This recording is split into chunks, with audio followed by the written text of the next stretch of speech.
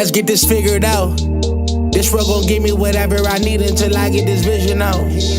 Then they gon' pay me whatever I ask, cause I got it figured out. Family be checking all up on a nigga to see how I'm feeling now. Damn, they love to see a nigga really make a killing now. I put a lock on the game and I hide the code and the keys. I am not playing no games, I really play this shit for keeps. That shit for me.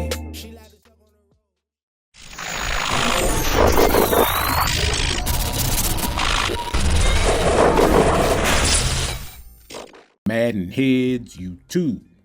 What's going on? It is your boy, Coach DC, coming back at you today with another video. And yeah, man, we are going to get into the topic of the video. Can the high ball be consistent?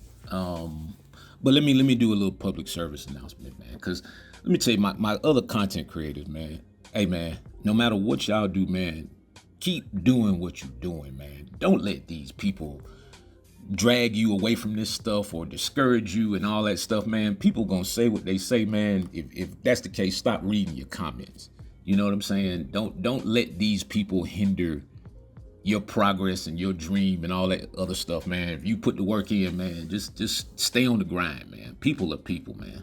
I know it's Madden is heavy ego and all these people. Man, I have people, y'all know how many people I have run around here who man, I can see right through 100 miles away, for real. So I don't even, it's like, that's why I kind of keep this stuff at a business level so that it'll never become personal with me, because to me it's a business thing, and that's just how I handle my business. But I just need to say that for my other content creators, man. Hey, man, keep doing what you're doing, man. Don't let these people discourage you, man.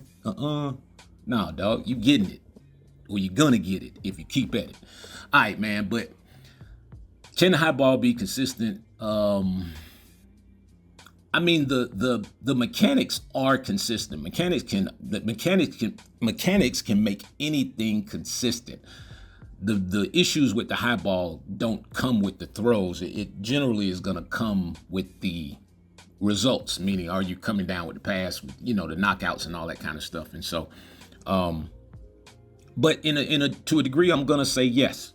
But it's like anything with Madden. If you are too successful at it, the game automatically is gonna, you know, try to nerf it or filter it to a certain degree. It's like if these guys running the same loop blitz or what seems like the same loop blitz, yeah, they have to switch it up. You can't run the same. You won't be able to run the same blitz 3 times and get the same exact result each time. I mean, even if nobody blocks, your guy will slow up. They'll make him trip over his feet or something. Yeah.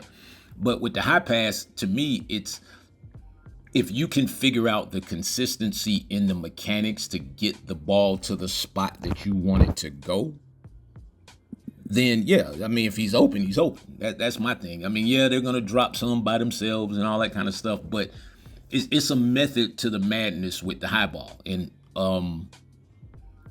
like some of it is how you deploy it. Meaning, when are you hitting the button to go for the high pass? Are you dropping back and then you're hitting L1 as you're hitting the wide receiver or player you're throwing to icon?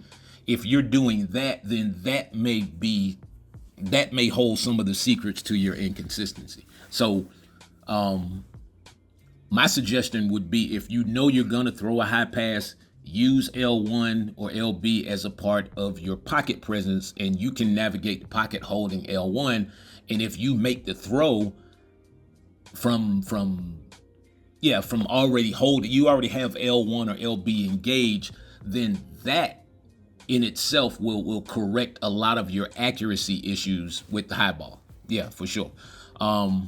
You just gotta kind of, it's gonna feel weird.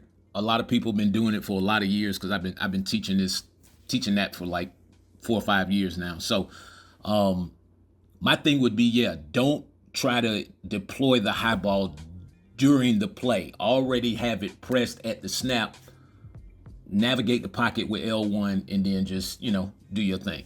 I'm seeing a lot of people manual press now. And I'm gonna have to go ahead and toot my own horn on this one. yeah, I put that out there 5 years ago, probably. And so I'm seeing a lot of people. I'm seeing it's making a big return to the game. A lot of people are doing it. A lot of the pros are doing it. A lot of content creators and people are doing it. So it's a very effective tool, especially when you're blitzing. You guys have heard me talk about it, but you have to, again, understand the movement part of it, especially if you are pressing at 5 yards like me. They get really ticky-tack. If I stay pressed up to the receiver way too long, I'd probably give it that first little second of the play, and then I'm just trying to cut him off and get my leverage point, or there are some times where I'll switch stick off of the guy. I'll press and then switch stick off of the guy, to go to somebody else. So that's also very possible. But let's talk about this high ball thing again. Again, when you see me take the snap, by the time the ball hits my hands, I'm already holding L1 or LB right there. I'm holding it as I'm moving in the pocket. As I'm moving around, right, left, up, back, drift, forward, backward, sideways, wherever I drift, I am holding L1 up until the time, and even beyond the time that the ball comes out of my hands. So that's like, I just dropped a really, really crazy gem on y'all right there. So you have to understand that it's not just a part of the throw. It's gonna be a part of how the ball travels to make it to its destination. That's where I'll cut that off. So you're gonna have to kind of figure that one out on your own, or you can go get the virtual.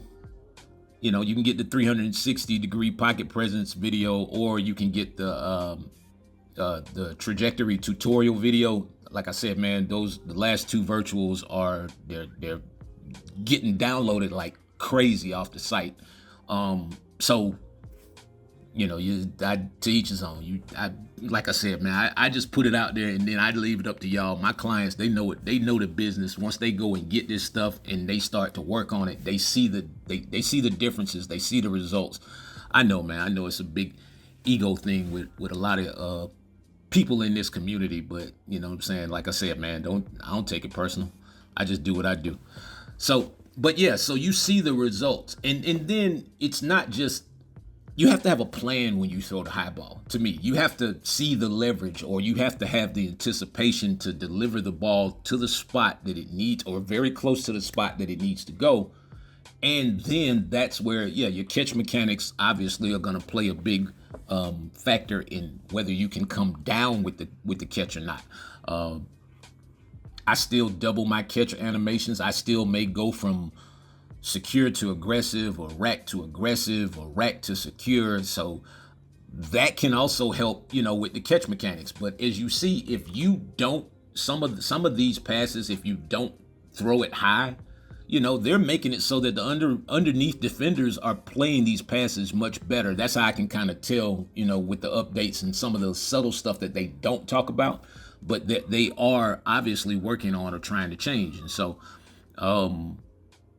you just see, like, even right here, this is like, okay, watch this turn. This is part of the 360-degree pocket presence. And I don't mean that literally. I'm just saying, like, the ability to turn, to look, to see that you're trying to escape, and then to come back, and then being able to make a tight throw like that, controlling the trajectory, is called marrying your mechanics. It's, like I said, I put out different virtuals, but you can take those virtuals and you're going to be able to combine everything that I put in these virtuals. You'll be able to combine them and use them in probably various situations, as you play.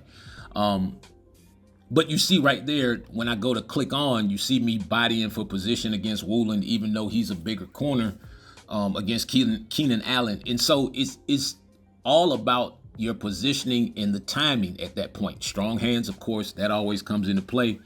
You just got to put this stuff together, man. That's just how I look at it. Once you start putting this stuff together, you can play football. You don't have to sit and run a whole bunch of jet sweeps and flip a play 42 times and all that. No, man, you can like me, I only audible basically within my personnel package.